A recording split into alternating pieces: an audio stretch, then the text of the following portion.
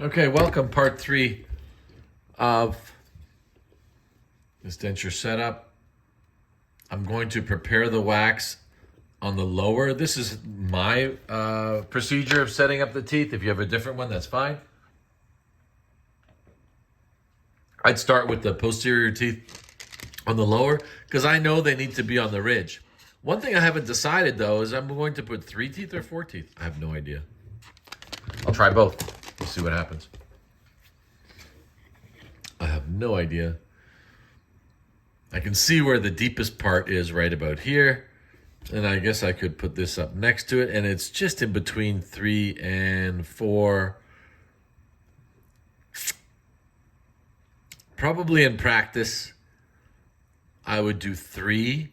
But as this is an educational type video, I'll put 4 so we could see more of the crossbite. Hopefully, you don't crucify me for that and say, oh, I would never put 4 teeth on that. Soften the wax to receive. Now, if I put the center groove of the 4 level with the incisal edge of 3, this is a really incorrect look. I look here, this looks too bold. This number 4 looks too bold. So I would put that as part of the inclined plane of number 4 to make the turn. Here we go. So it's a little bit more harmonious on the turn. A little bit more harmony on the turn. That the inclined plane of 3 is the inclined plane of this buccal slope number 4, not the central groove. Well, then the 4 will start to look prominent like a canine. So we kind of tucked it in slightly there. And then now I'm looking at my center groove of 4, 5, 6, that it's going straight down the line. And I have my red line there. I'm going to put number 5.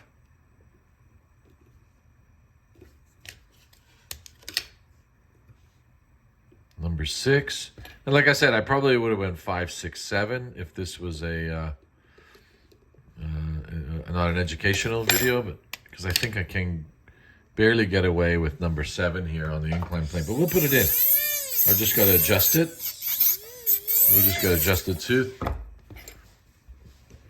If you notice my base plate design, it's inside the ridge because the last thing I do is I hate hitting base plate to accommodate teeth. So I always have the base plate more or so as a strengthener for my occlusion rims. But everyone practices differently. I'm always anticipating what's going to happen, and I don't want my teeth to contact the plate. So in anticipating that, I'll cut it short. The last thing is to realize later, is like, oh, the base plate's in the way. And now I've got to trim teeth. Awful feeling.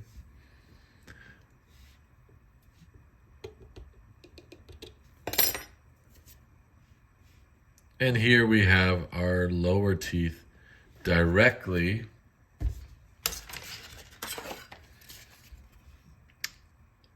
on the ridge. And you can see my ridge line right here. I'll make it a little bit darker for you. It's perfect. Now these teeth, which are Vita, whether they're linguali, linguiform, or MFT, they also have their lingual surface of the posterior teeth lines up straight, even with their central groove. Even though buccally, they look a little bit different. I noticed now on the Vita, number 4 has this type of flame looking anterior. I'm going to change the emergence, the angle of this. And I might reduce this little nose of number 4. That's good for class 2, that you want to overhang that from the maxillary and hide your plane of occlusion, but not here. So now we've got something. Now I'm going to refrain from using the plate until after I do the other side, but I can use my eyes and I can see my plane of occlusion here. And I'm pretty close. Now, I'm going to build in a compensating curve I'm going to build in the compensating curve. Now I'm looking down this line all the time. I'm looking occlusally all the time. I'm looking buccally here that I don't have the long axis of the teeth incorrect as number 4. Number 4 has this lingual crest. I'm just going to adjust that just slightly. If that affects some of you watching me trim the denture teeth, then I'll apologize, but they are there for me to make work, and I don't think that looked good. That little tip of number 4 sticking up high into the plane of occlusion. So here we have our 4 teeth continuing to stay the wax molten and soft. I'm going to add some wax. I'm going to keep it soft because I might want to go back there once I have reference to the other side. And if you can keep it, maybe things kind of, you can see the color of the wax. That should hang on enough. I'll just go back and touch it up now and then to keep it, let's say, mobile while I'm doing my other side.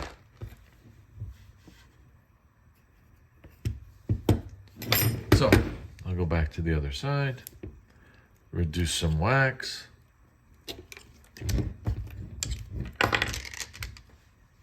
Soften the wax. Go back and touch up the other side. Keep it soft. Got the whole lower in motion, almost in a way.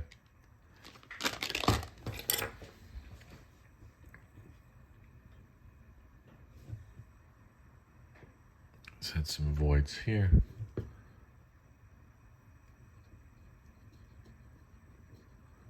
You don't want to eradicate all the wax. I need some there to support my posterior setup. So we'll start with number 4. Looking from this angle. A little bit still too firm. We're going to soften it up just a bit.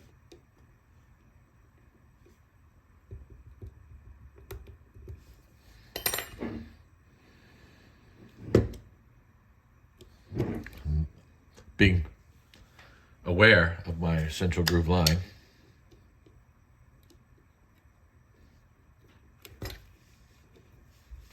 little too cavalier with that one.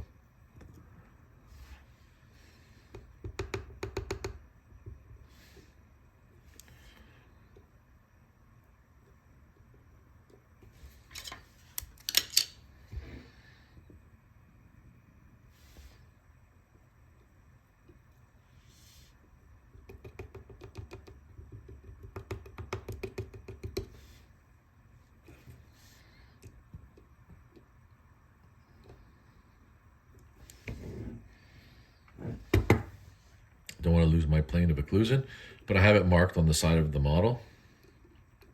I also have the maxillary rim. That was my plane of occlusion still, which was hopefully, you know, I'm assuming the dentist used a Kemper's plane to create this plane of occlusion with the right vertical dimension to expose the teeth in the smile zone, the smile window.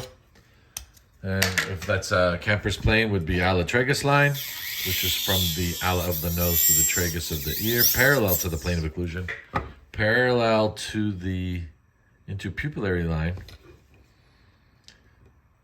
And this is going to create a little bit of a denture look, this kind of flat plane. But I think we can create enough asymmetry that it'll look natural for the patient. So how am I doing over here? I'm on the ridge. I got to tuck it back in a bit more.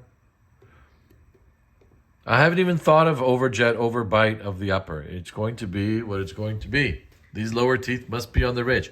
I have a little bit of play, but not much.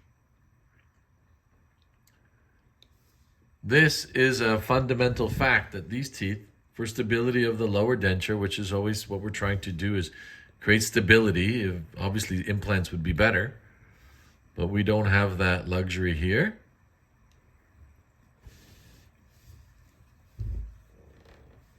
And a little bit of wax for my wax up for drying.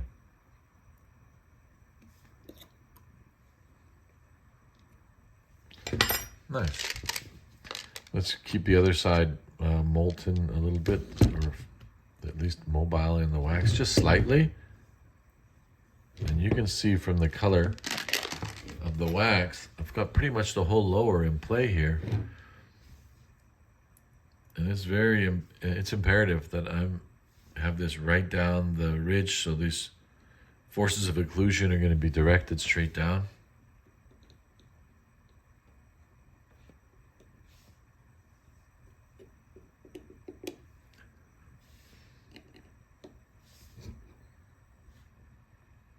And then clean this up back here and here. Now I can look down this line here, and visually I can see that it's on plane. But if you need an aid, you could put your aid. I did not use my aid, and it is spot on. Now I'm not going up to number 7 because I'm going to increase the height of the distal of, no, just a little tuck in of this one here, eh? Okay. I'm going to increase number 6 and 7, distal of 6 and 7 for some compensating curve. Now you can do that after, but with some experience at 30-degree average condylar guidance, I already have an idea that this is going to be up just a little bit, probably about 1.5 millimeters. And this is, no different than the EPF, Dr. Gysi's 20-degree setup. And I'm looking down the line that I have the same amount of compensating curve, which is compensating for the curve of SPE. So when the patient goes into protrusive, we have contact in the posterior in a protrusive movement to minimize the instability of the denture. Naturally, some patients with good muscle control, the muscles of mastication and facial expression in their tongue, can manage to keep this in position, but I can't have the teeth tripping over each other. We need to have some freedom of movement in the architecture of occlusion.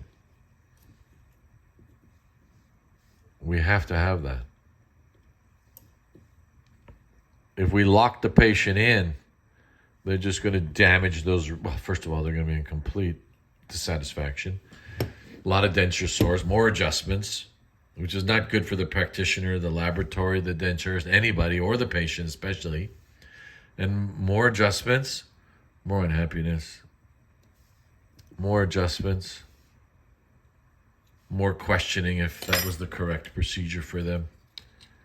Less adjustments, the better, so we don't lock the patient in some centric position that they can function in only in one up and down motion. The chewing cycle is circular. It's not vertical up and down, the chewing cycle. It's not like this. It's circular in motion. And usually there's some proprioception, first contact, and then slides into this centric position. Now in dentures, we're doing centric relation, which is a relationship back here of the condyle that's going to dictate the occlusion. If we want more facial musculature involved in the occlusion, then that's a belief system. You have to cross that bridge as a practitioner. But at least now this is, let's say, fully functional setup. I've got my, I better take some occlusion rim off the back where I've put my compensating curve so we don't interfere back here on number distal of 6 and 7. I still maintain the plane of occlusion in my occlusion rim. Just slightly higher there. So, stay tuned for step 3.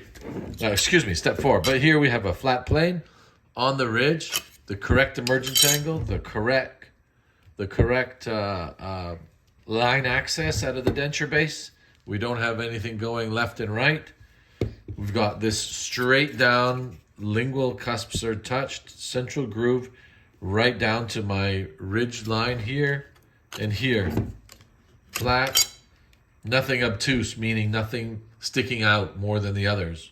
the perfect symmetry. This canine here seems to be giving me a little bit of a visual disturbance, especially with the bit of articulating paper that ended up in the wax. Not so good. It just seems to be a little bit more prominent. I think I'm just going to tip it in slightly, and this 4 will quiet it down. There we go. A little quieter over here. That we had 4 coming out. We moved this 3 and 4 in slightly a bit, and hopefully not too high. This number 4, I'm going to adjust the same as the other number 4. I'm going to take that tip down and bring the tip back into occlusion. I mean, these transition teeth, 3 and 4, are always seems to be the most cumbersome because you're transitioning from the anterior to the posterior. Not only Darwinistically in the morphology of the teeth, but in the position and the pleasantries of the eye as we transition from anterior to posterior. I'm okay with this now. So, stay tuned, part 4.